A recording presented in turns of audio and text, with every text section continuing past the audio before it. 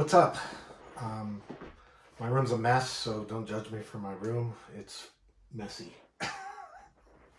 um, okay, so you saw the FCC logo, Foreign Comic Collector. It was a design that me and three other people basically embarked on about a decade ago, and we were screaming at the top of our lungs how cool foreign editions were. We had some bumps in the road and stuff, and in the early days, things were not good. Um, let's just say that the CGC boards were not a very welcoming group of collectors.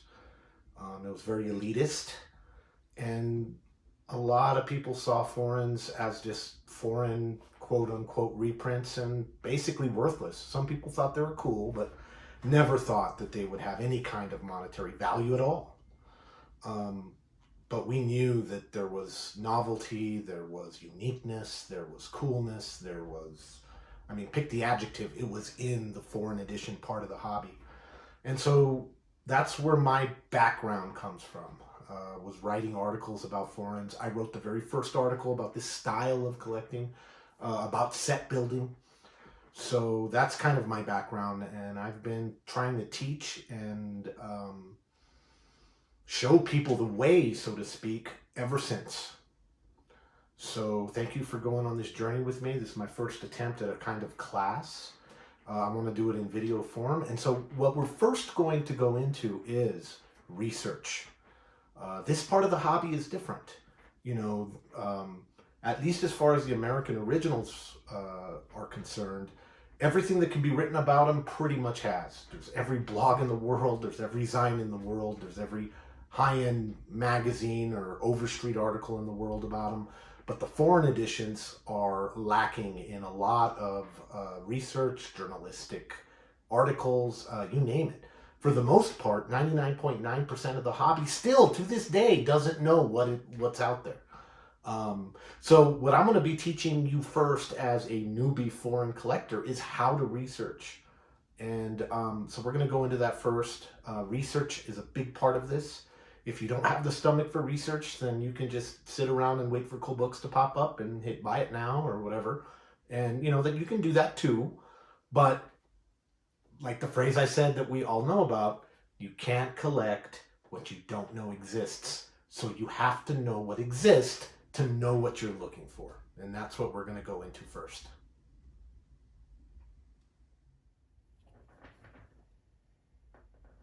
Okay. So in the early days, there was a lack of databases. Databases are your friend. Databases, whether they be foreign or American, are your friend. They help you figure out what comic books are out there. The biggest American database is Grand Comics Database. Now, in the early days, it didn't have shit on it as foreign-wise. It didn't have hardly anything. Nowadays, it does. In the early days, we used to do tricks like going to foreign comic book forums and actually paying for scans just to figure out what existed. So for instance, my buddy Hector went to the Greek forum and said, here's an amazing Spider-Man 300 American, and I want to know if you have this in your country. And the first person that gives me a scan of a Greek version of a 300 is going to get $35 right to their PayPal. Boom. Okay? That was the old days. That was back in the days when there wasn't shit. Nowadays, lucky for foreign noobs, it's not as hard. Grand Comics Database has a lot more out there that you can find. And Grand Comics Database is going to sort of be your first place to go. So let's use the Spider-Man 300 as an example. So let's go to Grand Comic Database.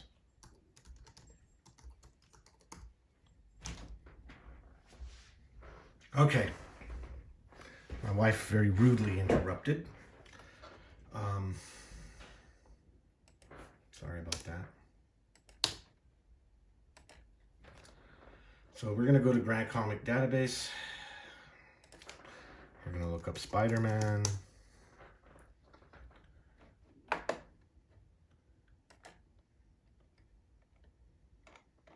not going to look by publisher. You're just looking for the American.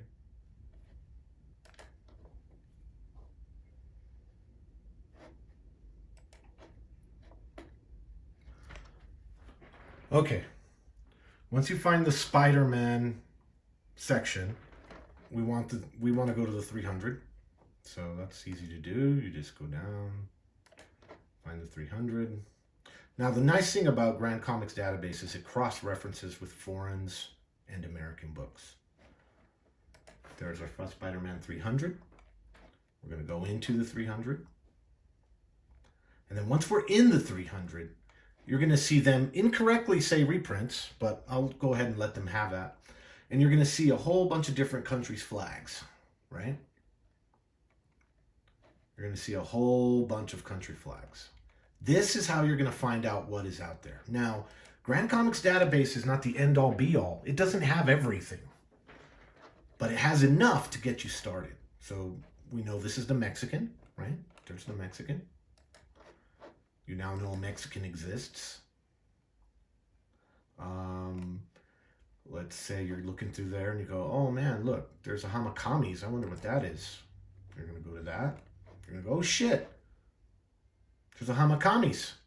You know by the flag that it's Finnish. If you can't tell by the flag, you can always go to the publisher in the top left. And it's going to tell you country Finland right up here in the top left. But after a while, you're going to learn the flags and you're going to be able to handle it. There you see the Greek flag. There's the Greek 300.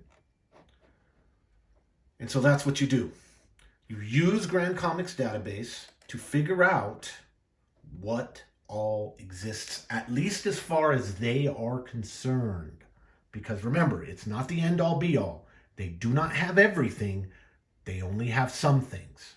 So that's the first thing you've got to learn. But this Grand Comics Database will now, in these moderner times, will give you a good idea of what's out there. It'll also list books that have the story, but not the cover. So for instance,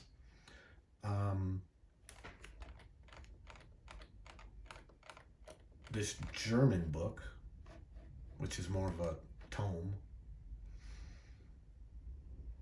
more of a classic hardcover, which is, yeah, they're hardcovers, will have the story. So you can even find out what foreign books have the story but not the cover. Here is the famous Filipino, and with, you wouldn't have known it existed unless you'd been at Grand Comics Database. So that's your first stop in research.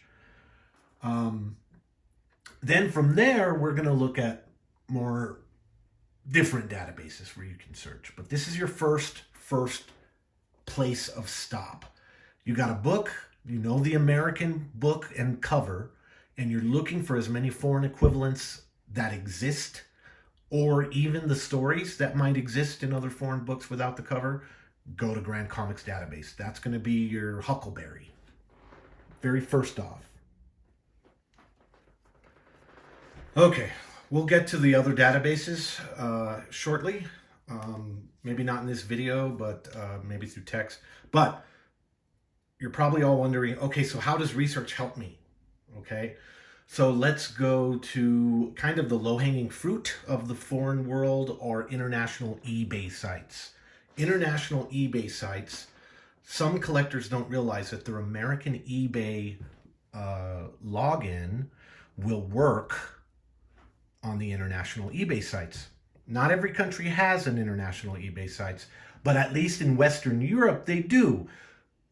International books from Western Europe are a little easier. They are kind of the beginner's world, where you can more easily access books than say India or the Philippines. So this is why the research is important.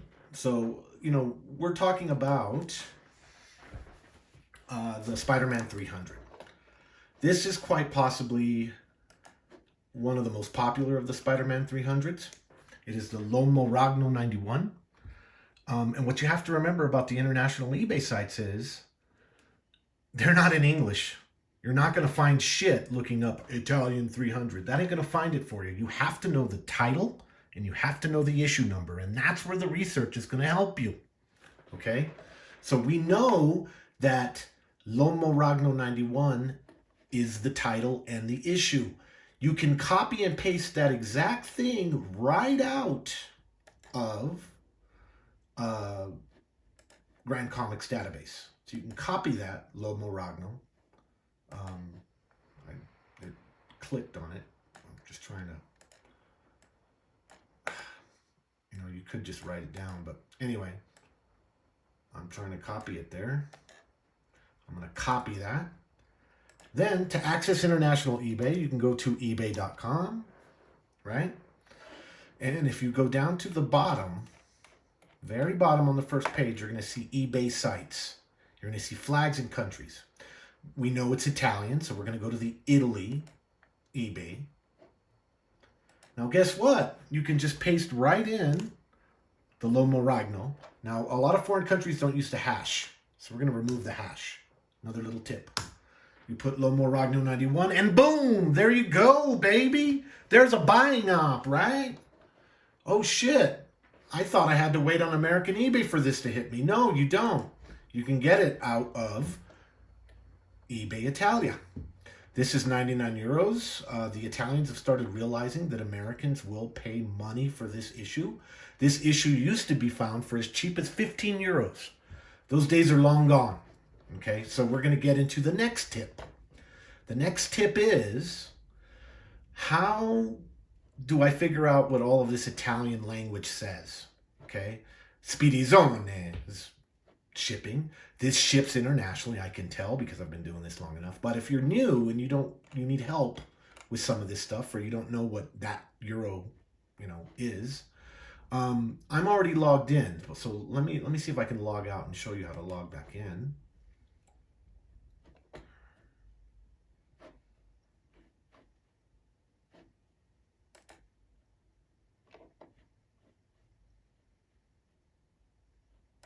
Ooh, I hope I remember my password.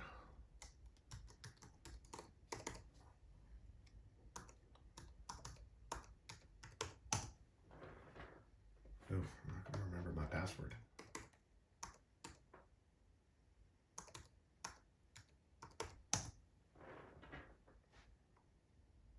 Okay. There it is. Save it so I don't have to do that shit again. Anyway, you're going to log into Italian eBay, right?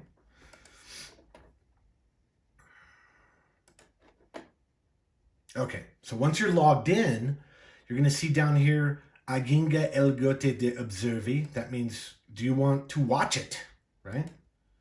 Yes, you want to watch it, okay? So on any of the foreign eBay sites, you can log into them using your American account, and you're going to watch it, right? Then you're going to go back to American eBay. And in American eBay, you're going to go to your watch list. I don't know why it's not in my recently viewed.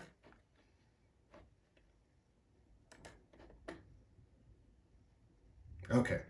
So when it's in your watch list and you go back to it, well, now, look, guess what? It shows you about how much the 99 euros in American is.